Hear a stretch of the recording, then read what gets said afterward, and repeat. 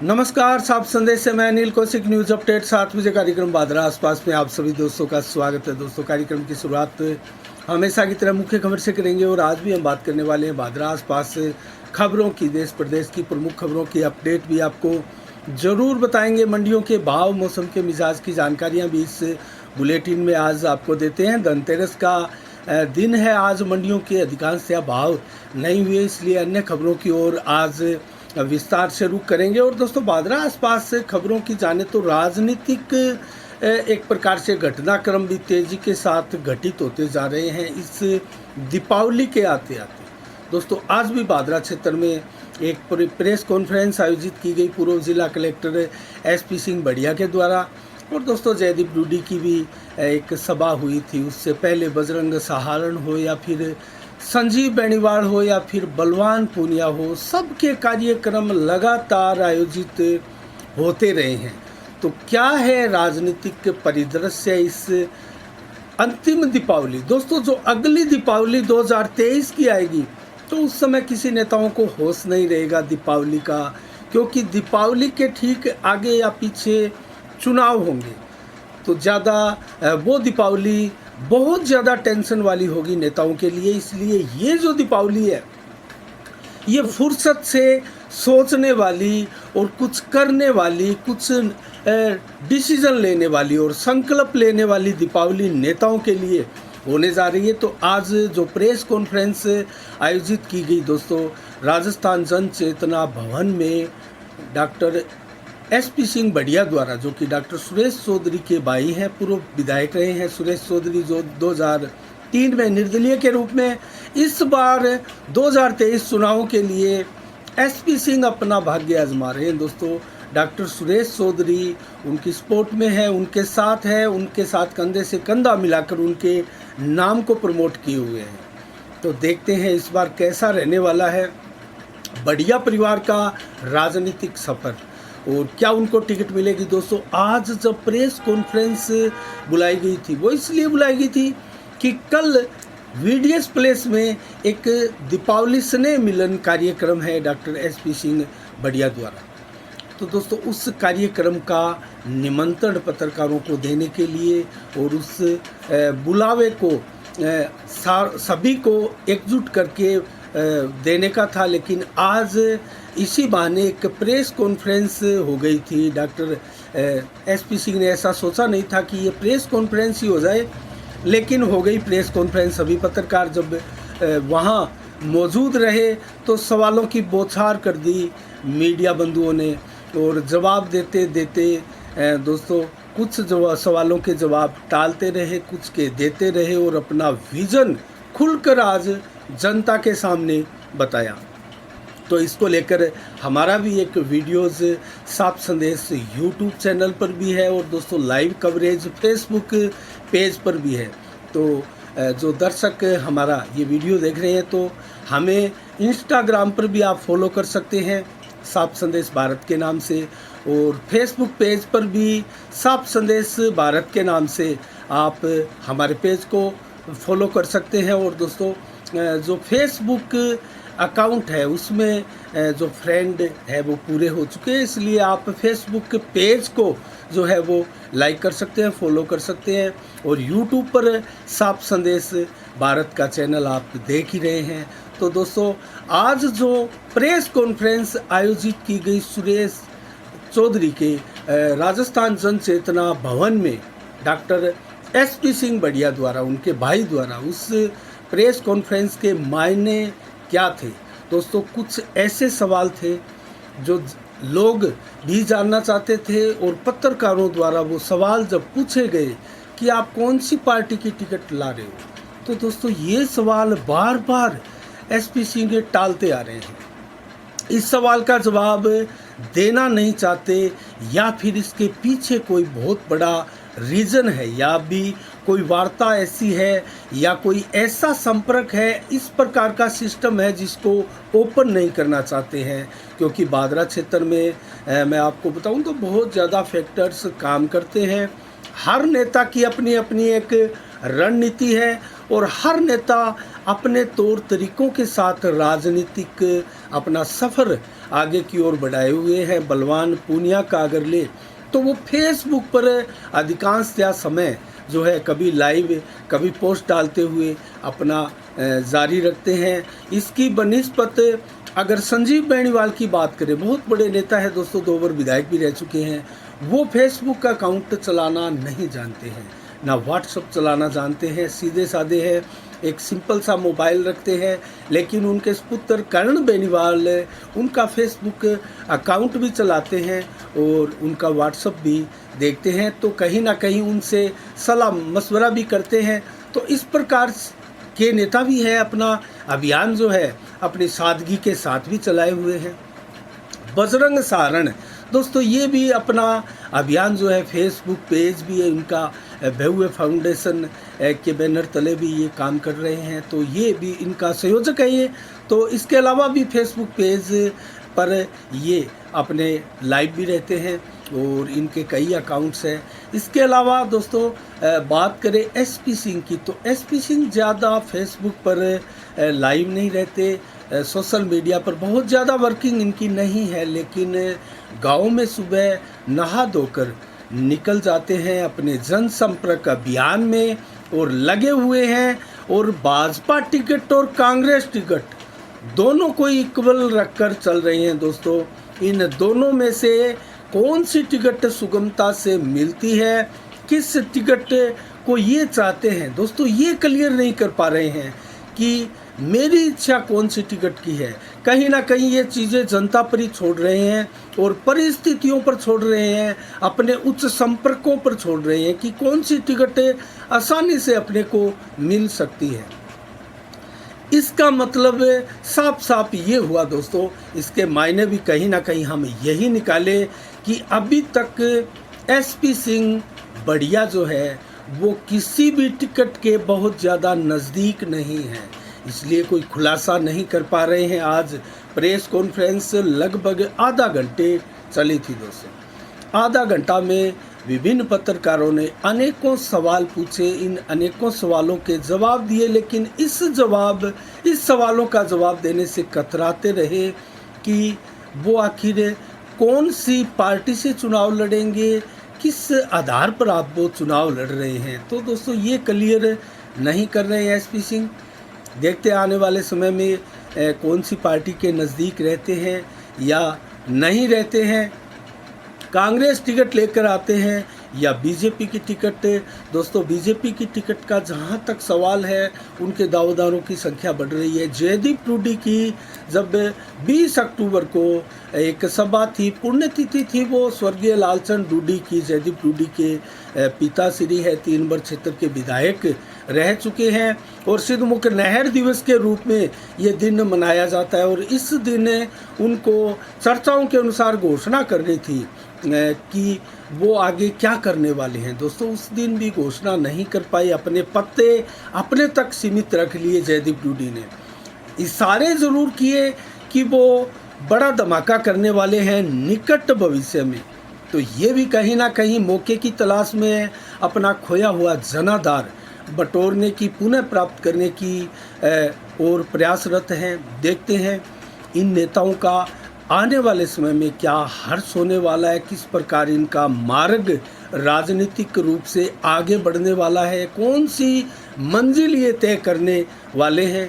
और संजीव बेनीवाल की बात करें तो दोस्तों संजीव बेनीवाल भाजपा टिकट के प्रति आश्वस्त है और वो सबसे बड़ा नाम भी दोस्तों क्षेत्र में माने जाते हैं और लगातार अपना जनसंपर्क अभियान जो है भादरा में चलाए हुए हैं।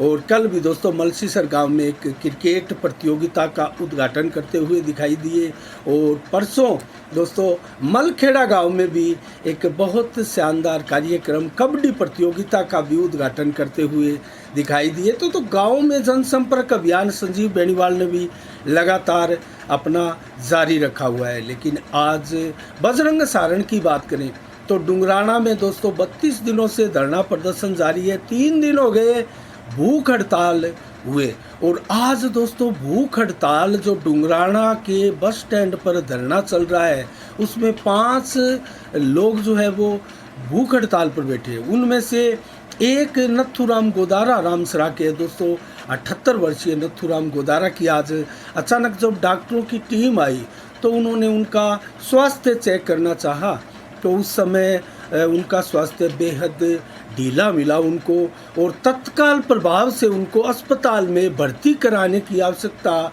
चिकित्सकों ने बताई, और उसके बाद में उनको एम्बुलेंस में दोस्तों सरकारी अस्पताल में लाया गया। इसकी लाइव कवरेज भी हमने फेसबुक पेज पर दिखाई है, आप ज़रूर देखिएगा। और जैसे ही ये अस्पताल में लेकर इनको लाया जाता है तो वहाँ हाथों हाथ ही डॉक्टर्स जो है उनको ग्लूकोज वगैरह चढ़ाते हैं। तो चिकित्सकों ने कहा है कि इनको अब ज़्यादा भूखा रखना खतरे से खाली नहीं है।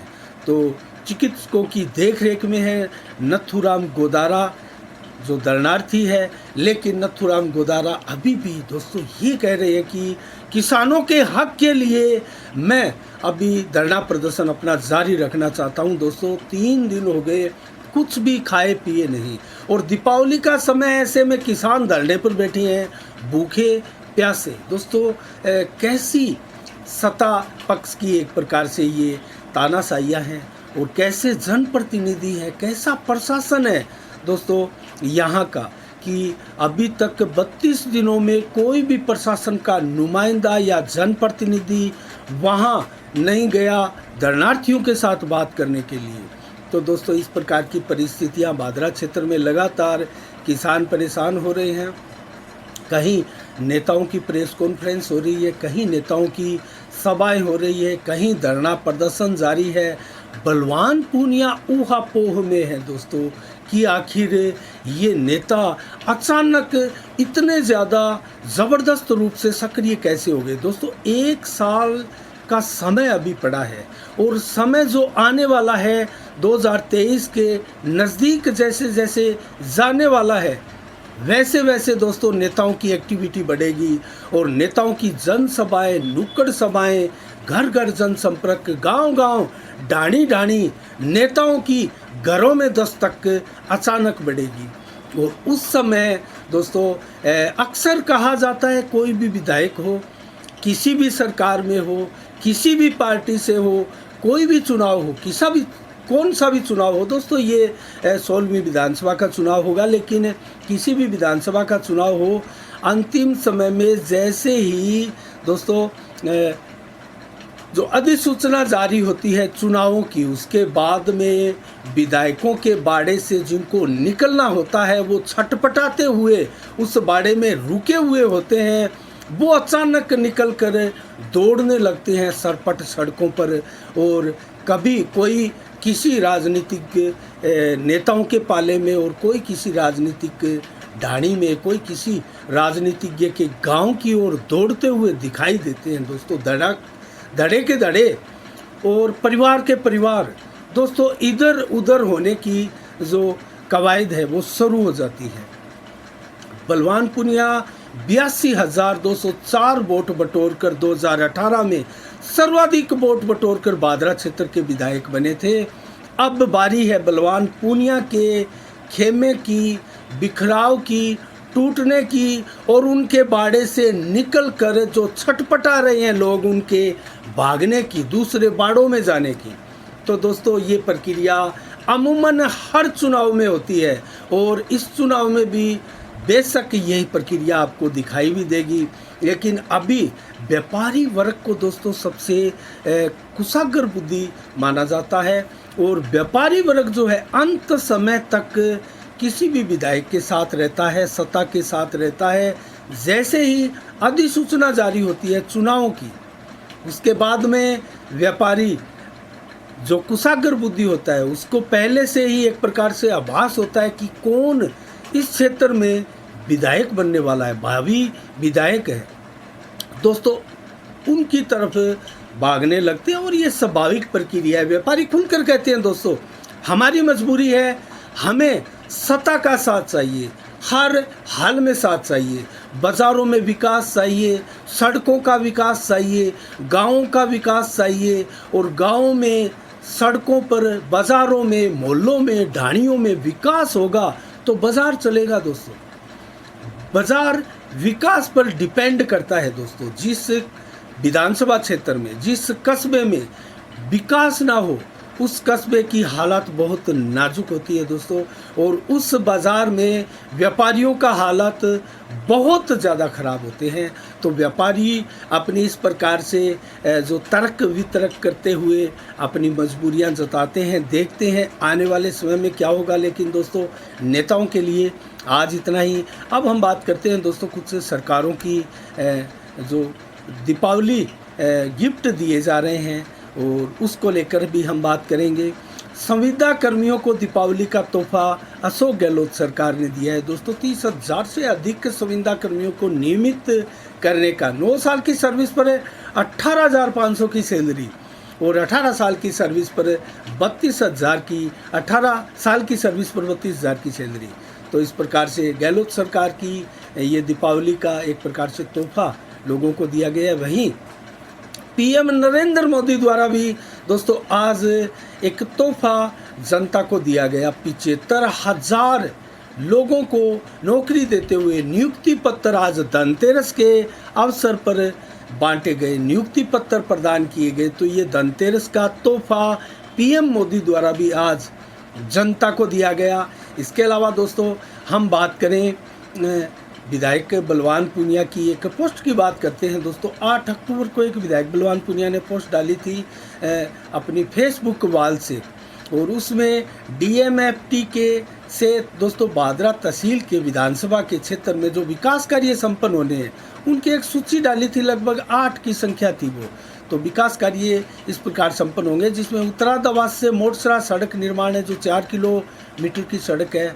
40 लाख का विकास कार्य, इस सड़क को बनना है, 40 लाख का बताया जा रहा है बजट। राजकीय उच्च माध्यमिक विद्यालय बानगढ़ में भी दोस्तों प्रार्थना स्थल पर एक शेड का निर्माण होना है 8,50,000 की लागत से। इसी प्रकार से उज्जवलवास में भी राजकीय उच्च माध्यमिक विद्यालय में 8,50,000 की लागत से एक शेड बनना है, और सूरतपुरा में भी राजकीय उच्च माध्यमिक विद्यालय में 8,50,000 से एक प्रार्थना शेड बनने की जो विकास कार्य की सौगात है वो देने जा रहे हैं। तो इसके अलावा मोटसरा गांव के राजकीय उच्च माध्यमिक विद्यालय में भी एक कक्षा कक्ष का निर्माण 7 लाख की लागत से किया जाएगा। इसके अलावा छात्रावास बादरा में वाटर कूलर व नए आरओ तथा इसके अलावा पंखे आदि लगाने के लिए 1,05,000 का जो बजट है वो छोड़ा गया है। इसके अलावा एक घोषणा और है, डेंगू 8वीं जो घोषणा है दोस्तों, मैं इसलिए आपको बता रहा हूँ।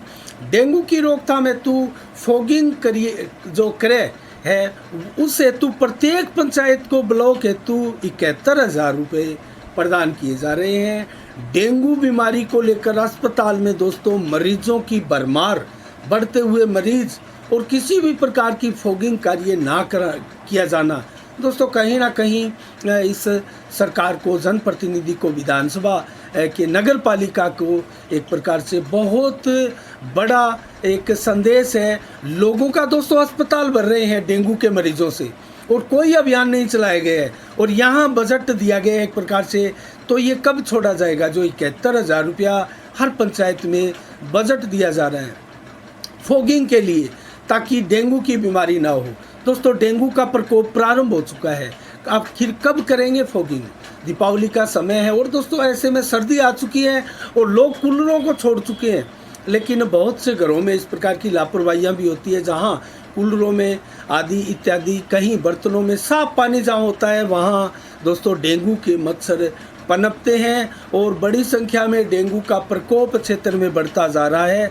तो इसलिए हमने ये आपको बताया है कि बलवान पूनिया द्वारा इस प्रकार की पोस्टें तो डाली जाती है, लेकिन सतर्क नहीं किया जाता, लोगों को प्रेरित नहीं किया जाता, प्रेरणा नहीं दी जा रही है किसी प्रकार से लोगों को कि आप ये बजट है, आप सरपंचों से कहकर इस प्रकार के कार्य करवाए, जागरूक लोग आगे आए। दोस्तों इस प्रकार की जागरूकता क्षेत्र में अभी भी अभाव है, और मीडिया जहां भी दोस्तों संभव है, जितना भी संभव है, मीडिया के बंधु ज़रूर इस जागरूकता को फैलाने में योगदान करते हैं। और दोस्तों बार बार इस प्रकार की कोई घटनाएं आगे आती है तो मीडिया सदैव अपनी भूमिकाओं का निर्वाह करता है। और दोस्तों T20 वर्ल्ड कप की खबर आपको बताएं तो आज ऑस्ट्रेलिया बनाम न्यूजीलैंड का जो दोस्तों T20 वर्ल्ड कप का सुपर 12 का जो टूर्नामेंट अब प्रारंभ हो चुका है, आगाज़ हो चुका है आज से।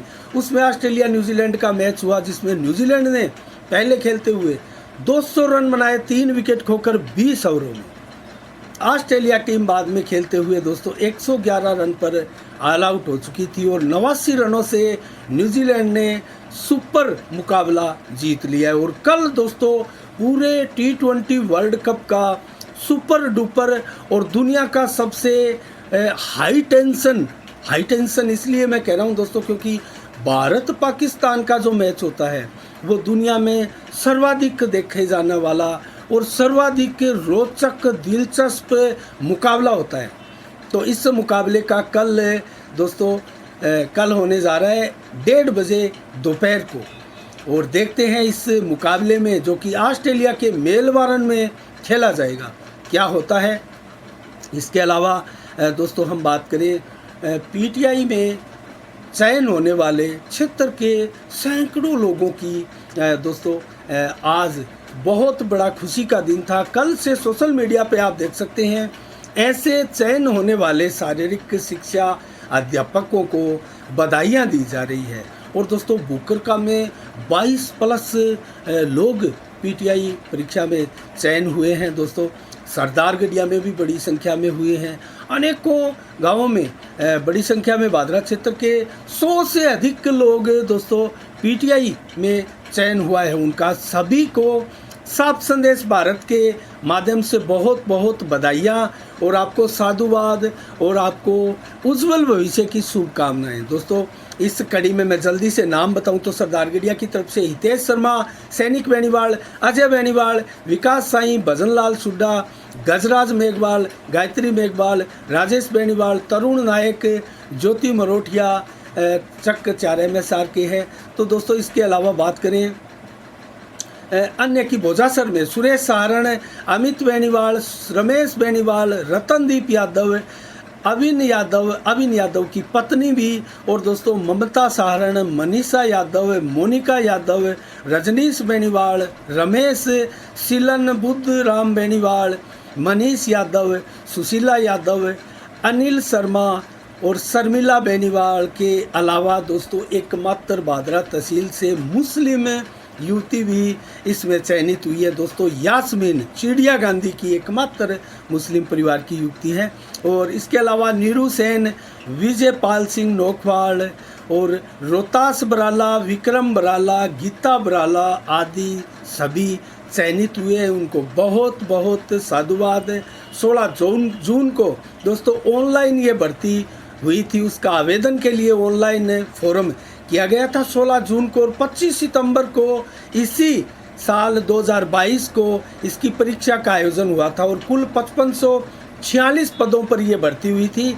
तो 5546 लोगों का चयन आज राजस्थान में हुआ है, जिसमें अनुसूचित वर्ग के 647 लोग थे और गैर अनुसूचित क्षेत्र के 4899 लोग दोस्तों इसमें चयन हुए हैं। इसके अलावा हम बात करें दोस्तों आज 22 अक्टूबर को धनतेरस के पर्व पर सभी क्षेत्रवासियों को हार्दिक शुभकामनाएं, बधाइयाँ। और इसके अलावा दोस्तों आज के दिन कादर खान, जो कि हास्य अभिनेता फिल्मी दुनिया के माने जाते थे, उनका 1937 में जन्म हुआ। अमित शाह हमारे केंद्र सरकार के गृह मंत्री, उनका 1964 में आज ही के दिन जन्म हुआ। 1962 को भाखड़ा नांगल राष्ट्र को समर्पित की गई। दोस्तों देश की सबसे बड़ी नदी परियोजनाएं ये थी और आज के दिन 1962 में ये देश को समर्पित की गई। भारत ने दोस्तों 2016 में कबड्डी का विश्व कप आज ही के दिन जीता था। इसके अलावा दोस्तों अन्नकूट प्रसाद महोत्सव 26 अक्टूबर को प्रातः 11:15 पर लुहारीवाला धर्मशाला में अग्रवाल सभा समिति की तरफ से धूमधाम से मनाया जाएगा। और कल BDS प्लेस में SP सिंह बढ़िया की तरफ से दीपावली स्नेह मिलन का कार्यक्रम भी किया जा रहा है। इसके अलावा अनेकों नेताओं ने इस प्रकार के कार्यक्रम के आयोजन किए हैं अपने निवास स्थान पर, अपने कार्यालयों में, जो है लोगों से मिलने का और लोगों को दीपावली की शुभकामनाएं देने के लिए अनेकों कार्यक्रम चलाए हुए हैं और कस्बा बाज़ार में रौनक देखी जा रही है दोस्तों दीपावली के उपलक्ष्य में। और आज बड़ी संख्या में धनतेरस के दिन लोगों की भीड़ उमड़ी और आज नए बर्तन खरीदने के लिए शुभ माना जाता है दोस्तों।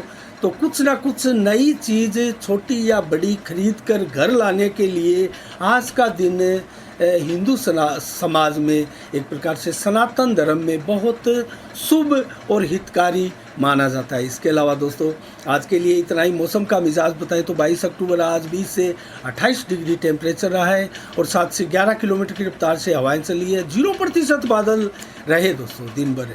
कुछ हल्के बादल ज़रूर दिखाई दिए लेकिन मौसम बिल्कुल साफ है और 30 से 31 डिग्री टेम्परेचर देर शाम को भी रहेगा। 7 से 14 किलोमीटर की रफ्तार से हवाएं भी चलेगी।